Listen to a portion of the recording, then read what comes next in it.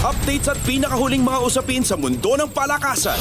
Atin ang pakinggan dito sa Ang Pilipinas Ngayon. Magandang araw. Narito na po ang sports balita. Nakipagtagisan ng lakas si Filipina tennis star Alex Ayala bago kunin ang panalo laban kay Jessica Ponce ng France 7-6 at 6-4 para simulan ang kanyang kampanya sa opening round ng Wimbledon qualifying round. Kailangan manalo ng dalawa pang laban ang 19 anyos na si Ayala para makapasok sa kanyang kauna-unahang Grand Slam main draw. Sunod na makakalaban ni Ayala ang number 14 seed na si Tamara Zidansek ng Slovenia at kung sino ang mananalo sa pagitan ng dalawa ay makakatapat kung sino ang mananalo sa pagitan ni na Gabriela Knutson ng Czech Republic at Lulu Sun ng New Zealand para makapasok sa main draw. Kakagaling lamang ni Ayala sa Italy kung saan nakaabot siya sa kanyang unang quarterfinals sa isang Women's Tennis Association o WTA event sa Veneto Open sa Gaiba kung saan tinalo siya ng veteranong si Sara Errani 6-0, 7-6. Updates at pinakahuling mga usapin sa mundo ng palakasan. Atin ang pakinggan dito sa Ang Pilipinas Ngayon. Kinumpleto ni Jeyo Chu ang lineup ng Strong Group Athletics o SGA nakakatawan ng Pilipinas sa darating na 43rd William Jones Cup.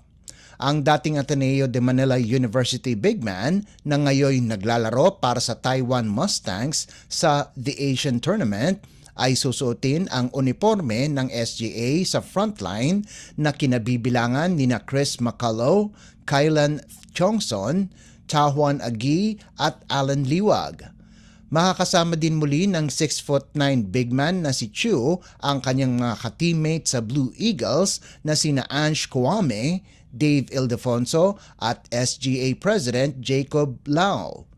Samantala, excited na si Lau na makakasama si Chu sa Jones Cup dahil malapit sila noong Ateneo Days kasama sina Kawame at Ildefonso.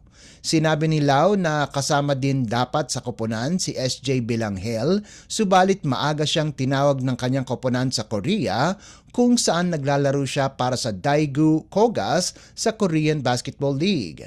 Kasama din sa squad ang isa pang dating Blue Eagle at dating UAAP Most Valuable Player na si Kiefer Ravena. Ang iba pang players na kasama sa SGA na sasabak sa Taiwan mula Hulyo 13 hanggang 21 ay sina Renz Abando, Jordan Heading, RJ Abarrientos, DJ Fenner, Jonathan Manalili at Tony Inot. Updates at pinakahuling mga usapin sa mundo ng palakasan. Atin ang pakinggan dito sa Ang Pilipinas Ngayon.